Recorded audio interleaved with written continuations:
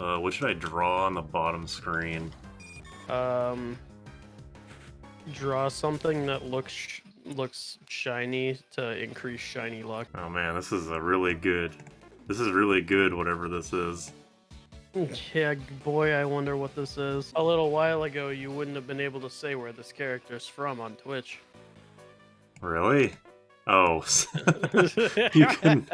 Okay, I I'm was sure like, you could. I'm sure you could, but I was thinking, like, what's wrong with Homer? Oh, I get it. he looks so fucking stupid. He looks extremely derpy. That's fine. That sucks. He looks like Homer Simpson crossed with Donkey Kong. It does.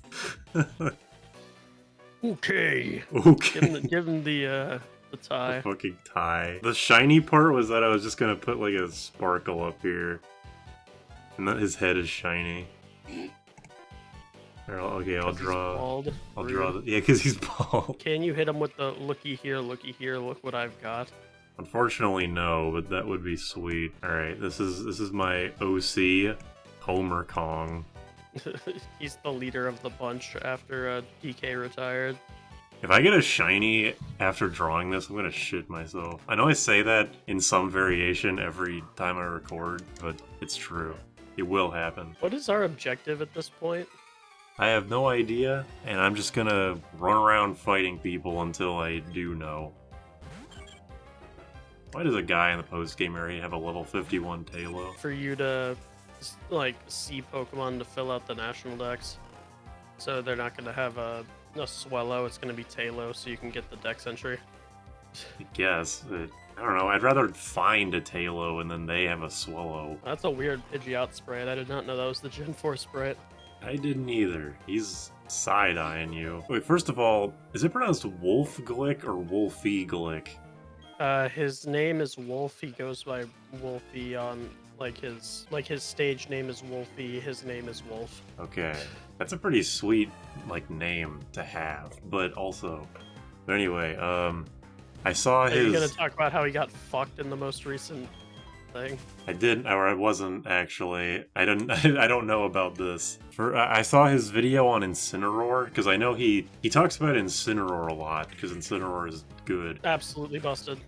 I'm not going to argue with one of the best, if not the best, competitive Pokemon player ever, but I feel like that video reminds me that a lot of people have kind of misguided ideas about what matchups are like. Because on that video, he was saying it's like, oh, this, Incineroar is good because he can do this and he can do this, and then, when he brings up a weakness, it's like, but this weakness doesn't matter because blah, blah. And I'm sure he's right, but what I'm getting at is that I see a lot of people in, competitive Smash Bros. Be like, dude, this character sucks. He literally can't do anything. It's like, if I try to do A, then they'll do B. And it's like, characters can do more than one thing at a time. I don't like that people distill stuff like that down to just if-then statements. I mean, competitive Pokemon is just kind of a bunch of if-then statements. Well, yeah, because it's turn-based. Not only because it's turn-based, but because, there's just optimal move sets to use. Sometimes there's two different sets, but you know which set they're using based on the other Pokemon in their team most of the time. Yeah. So it's like, okay, so this Pokemon is here to just be a fake out parting shot. So then this one is going to be a sweeper build. Right, yeah, you're not going to see, in Team Preview, you're not going to see, a fucking Arceus speed and think, that guy is going to stall the shit out of me. Maybe that's a bad example. I don't know anything about competitive Pokemon, but I know what you mean. Also, Arceus speed. Did I say Arceus speed? Yeah. See, that's how little I know, is that I think Arceus has the Deoxys forms. Another thing I wanted to bring up for that video specifically is that, I get that Intimidate is one of the best abilities in the game. It's because it works on both Pokemon, by the way. Yeah, That's why it's so good for doubles. It just negates, both. Yeah, that makes sense. One of the things he said was that, because Incineroar is part dark, it gets a weakness to fighting types, but that doesn't matter because Intimidate lowers fighting type attacks, and most of the special fighting type attacks aren't really worth using, or aren't on, meta-relevant Pokemon, which I can't argue with, but also, like, Intimidate only works when you switch in. Like, I mean, can't you... A big part of competitive Pokemon is switching. Incinerar wasn't crazy until they gave him a move that forces switch out. He got like a U-turn type move, and that's why he's good now. Oh, Because he gets really? intimidate. Yeah, he gets intimidate, fake out. So you lead with him, use fake out, and then you use parting shot, which lowers like attack and special attack, or it's like lowers special attack sharply or something like that. It's some kind of decent dropping move, and then you like switch out like U-turn. Oh, okay. Oh, yeah, that... Now that I finally understand the significance of switch-out moves, that does seem pretty significant. Yeah, and then he usually just has like Darkest Lariat or something. Just another move. Because I don't play competitive Pokemon, I'm okay with Incineroar being amazing because that's really funny. This is not Wolfie related anymore. Can you explain to me why Fluttermane is like one of the best Pokemon ever? Because its type is really good, it gets really good moves, and it has a great build to be a special sweeper. Okay.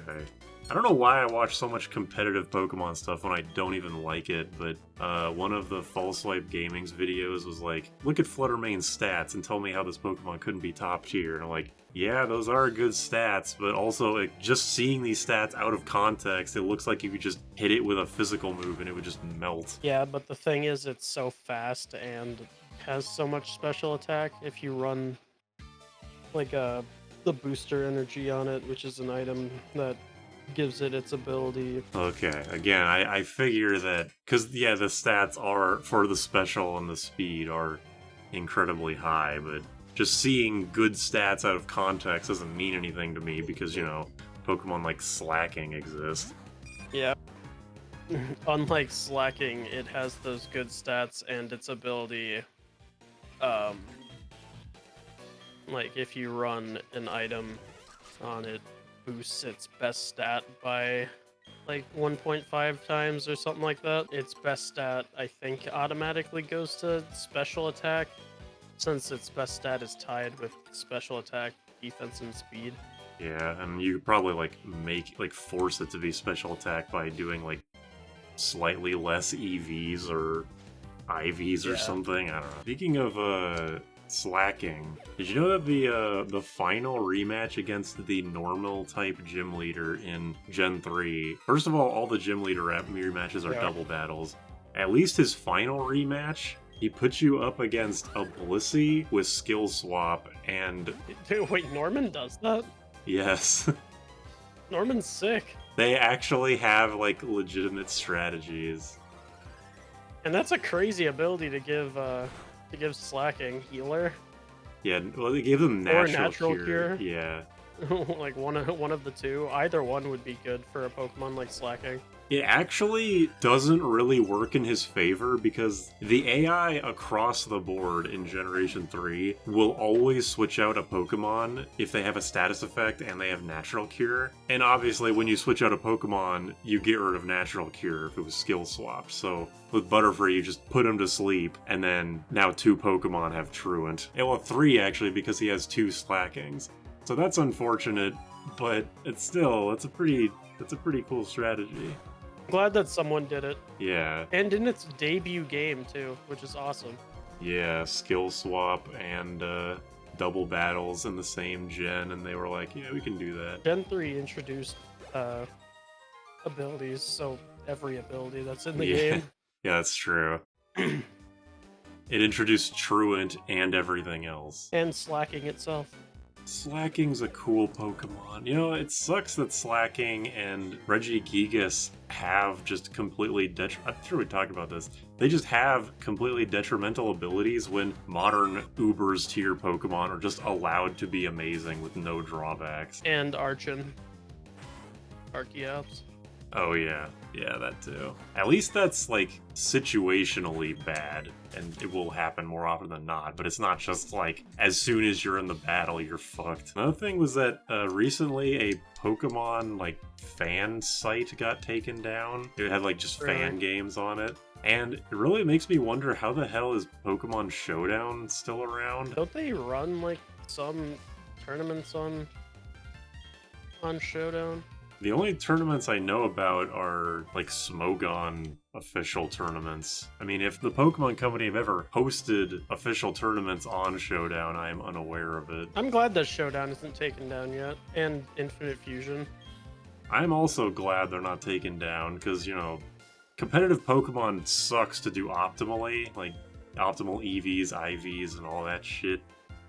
Yeah, so fucking annoying. Yeah, so it's nice you can just do it immediately. And I wonder if that's kind of the point, like why it's still around, is that the Pokemon Company are like, it would probably be actively detrimental to our competitive scene if we got rid of this. Yeah, people can't practice unless they actually get their perfect team, and they have to do everything first. Yeah. Part of me wonders, like, is Showdown, like, in the Pokemon Company's pocket or something? Yeah, I figured if they're actually being bought out, they would have to mention it. Oh, hey, Signal Beam.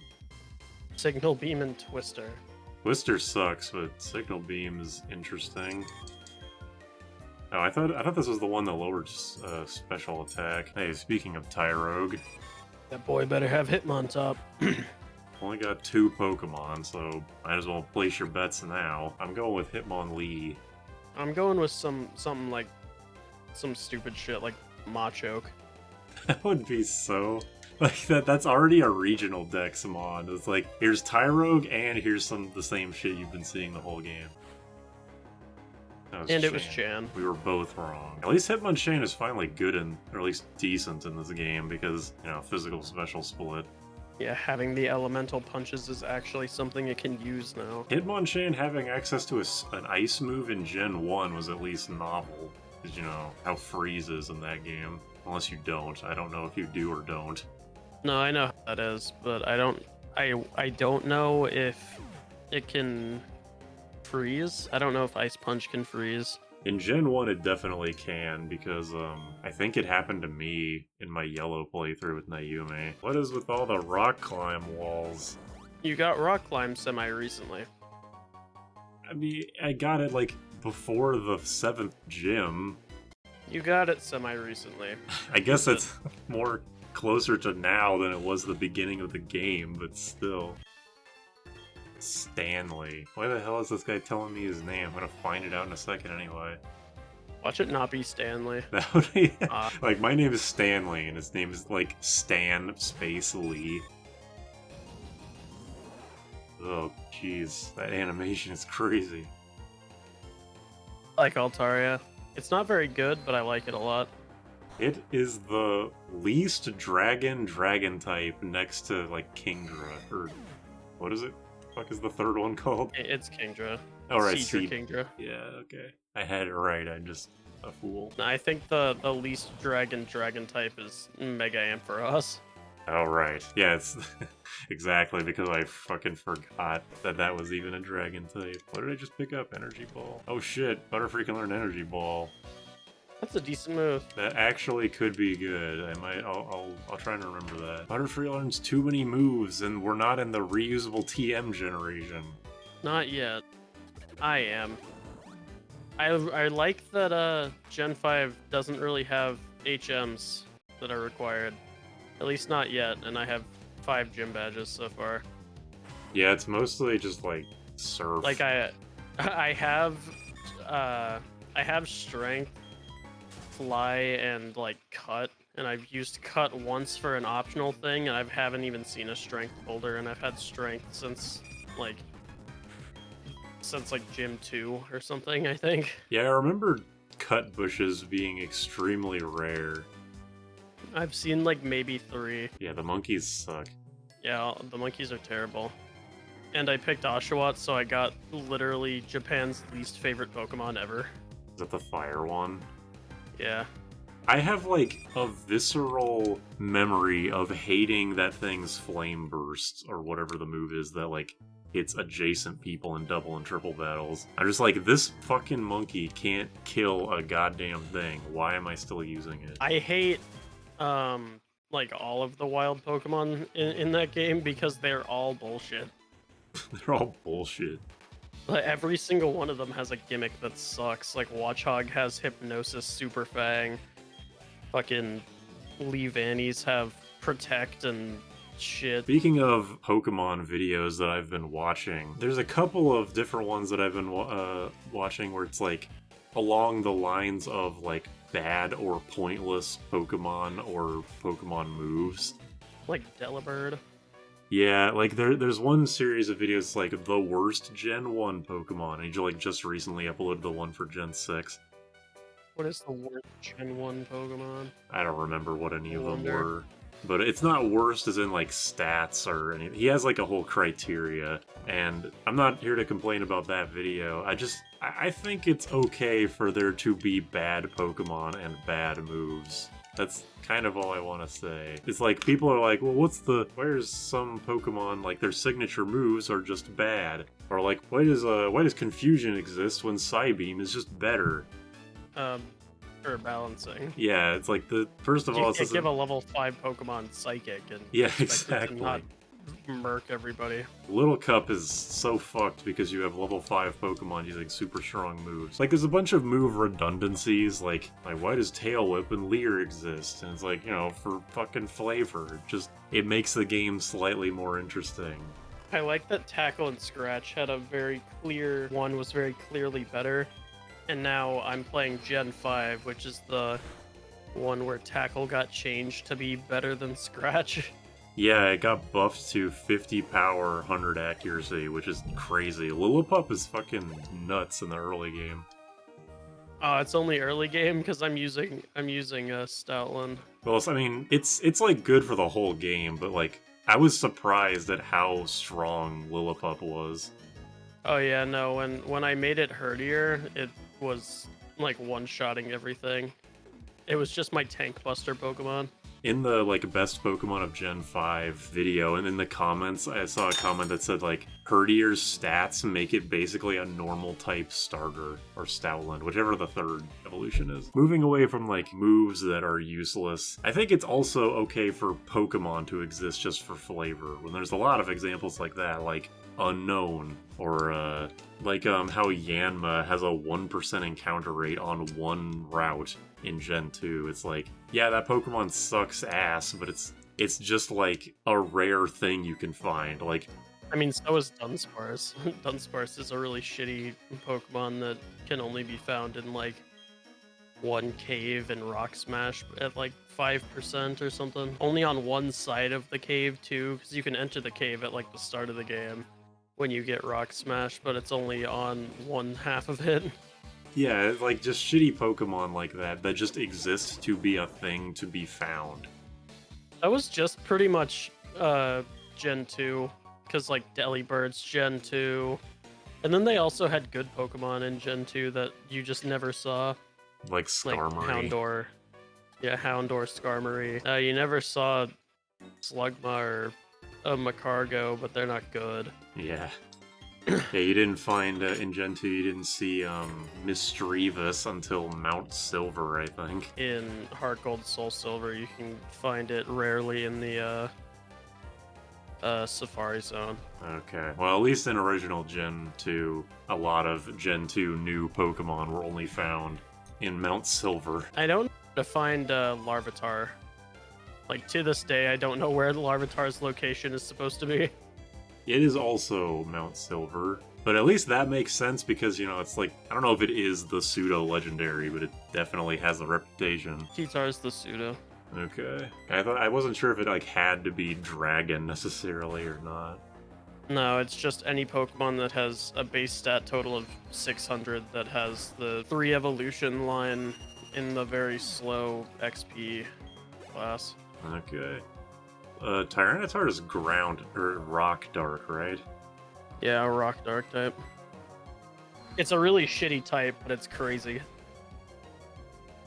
I always think it's ground dark, and I probably think it because it has Sandstream as its ability. But Yeah, it has Sandstream and gets like Earthquake. it gets every move. That's its reputation. It learns every single move that any Pokemon would ever want to learn. And then some. But yeah, some Pokemon just exist to be a rare encounter and you catch it and then you read the Pokedex description and that's it. But like, yeah, Gen 2 is like only that stuff. There's so many like one stage Pokemon.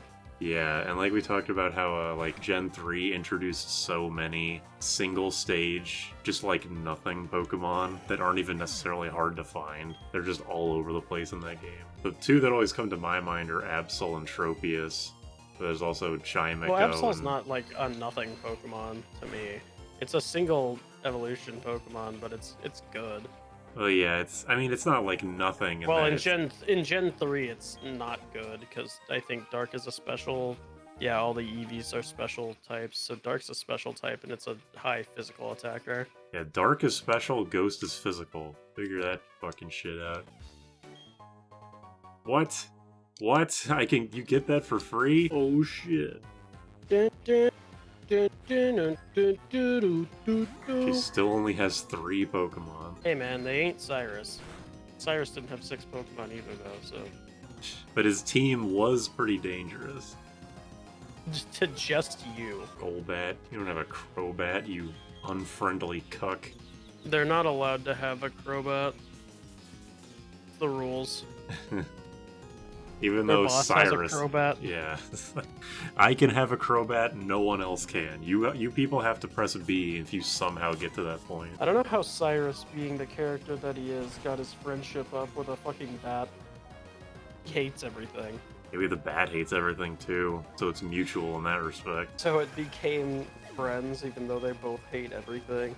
Yeah, it's like you ever play the game Sands of Destruction? I have not. Me neither, but I think it's kind of like that. Oh, okay. That sounds about right. Okay, first of all, the concept of that game is that you're playing as the bad guys trying to destroy the world. And I tried playing it for like 30 minutes last year, and I got bored so fucking fast. I should have drawn Homer facing the other direction, so that he's like always smiling at the action. He's like, ooh, this is really exciting, watching these health bars drain. This seems familiar for some reason. He looks like some shit the Zonai would make. He does. I've been playing a lot of Tears of the Kingdom. I do actually like it so far, so you were right. Yeah, Tears of the Kingdom is actually a good game. It's fucking bizarre. I don't want to talk about it too much because I know I'm going to be talking about it with Jackson, but it's the first game that I've played that has actually solved the Scribblenauts problem for me. It's like when you're given a million ways to solve one problem, you might as well just do the easiest one because they all result in the same victory no matter what. Like, Breath of the Wild had a bunch of ways to kill enemies, but because all the weapons that you would get were super strong really quickly, I would just mash the attack button. But now, because all your weapons are super shitty, I actually feel incentivized to use alternate methods of killing people. My main problem with Breath of the Wild is that not only do, like, your weapons break, but the weapons that you find to replace the actual good weapon you had that broke is useless. And you can't do anything about it. Yeah. You just have to deal with your 6 damage Traveler's Sword until you find another, like, the Boulder Buster or whatever. Yeah, no, that game, how far are you in it? I just beat the Wind Temple. That boss was lame as hell, by the way. Also, that temple is just a divine beast in disguise. I agree. Yeah, that one was kind of shit. I mean, crashing through its ice plate weak points with your feet was sick, but, like, it couldn't even do anything to me because it was just flying around. Am I supposed to take this, like, fake Zelda shit seriously? It's obviously not really Zelda. I don't know what that was. I think it might have been explained, but if it was, I don't remember what it was. It's just, she's kind of around. It's like, she's just evil. Like, the real Zelda is clearly in the past. And this Zelda is just acting completely evil. Where is she? I'm getting mind flooded because everything about the story so far is just, like, completely baffling to me. Zelda's actually cool in that game. I heard that the replacement for the memories, like Dragon Tears or whatever, like, they should not be able to be played in any order. And now I get why, because it's like you get the first one and it's just like Zelda appears in the past and she's like, what's going on? And then the next one I found was Sonia dies and Ganondorf gets her crystal and like sends monsters over the world. I was like, okay, I guess that's how this ends. The intro is pretty slow, unfortunately. Yeah, but so is every intro to a Nintendo game of late. I did really like the Sky Island, the Great Sky Island, whatever it's called. I went into this game knowing that the sky is just like nothing, so I just like enjoyed that as much as I could before moving on, and it was fun. The music was good. It's interesting for sure, the sky part, but I don't really care about it because there's nothing there. The cool part is something else. Doesn't make any sense, but I like what they did with it. She's still not very goodly voice acted. Well, no. I did think it was kind of funny that they got Erica Lindbeck to be adult Purah, because she's like one of the standard anime voice actors, but everybody else is the same. So it's like they put all the budget into that, and that's it. Also, I fuck with Link with the longer hair. He looks way better in this game. Yeah, I think I'd agree. Why did they give you a 0 defense accessory to put his hair back? Like, at least make it have 1 defense. Having it just be completely detrimental to you is like, well, you like Breath of the Wild so much? Here, how about you penalize yourself? Just like playing Breath of the Wild in general. Why don't you penalize yourself? It's not like there's cosmetic armor. Nintendo would never. What, do you want to play as Mario wearing Peach's outfit, you cuck? No. Well, you can. Yeah, that's true. I guess that was a bad example, because, yeah, Odyssey exists. Odyssey, you can play as fucking Diddy Kong Mario. That is true. That's really weird. Diddy Kong wasn't even in fucking Mario Kart 8 until recently. Chain of Memories? Oh shit. Sick reference. Hey Derek, what is that Pokemon on the left evolve from? Avalugg. Imagine. Dude, that's a Gen 6 Pokemon. Hold on, I need to bring up the list. It evolves from Sock. Whoa. It evolves from Rhydon. It evolves from Gulpin. It evolves from Swellow. It evolves from Slugma. Aw, oh, damn it. Why does this character use Claydol? It looks like he should be a fire user. I don't remember what his team is, but he definitely does look like a fire dude. Dude, Slugma can show up in this cave. We could have Slugma and Rhydon in the same battle. Slugma Rhydon. Ride on my Slugma nuts. He slug on ma till I ride on. That's pretty good, I guess. Man, I don't remember this. I don't remember, like, the layout of this place, but I remember being in here for a long time. Also, the perspective is fucking weird. It's such a big place. Oh shit. I'm coughing and wheezing right now. It's always been weird to me that Gen 1 has a bunch of Pokemon that are just the first stage, but there's more of them, but Weezing just has the one ball that doesn't have a face on it. I do like how a bunch of Golbat freaks the fuck out in his Sprite. Is that what Butterfree did? Homer? Yeah. Weird. A lot less. It only evolves to level 100 after you get the Crystal Coconut and the Donut in the same save file.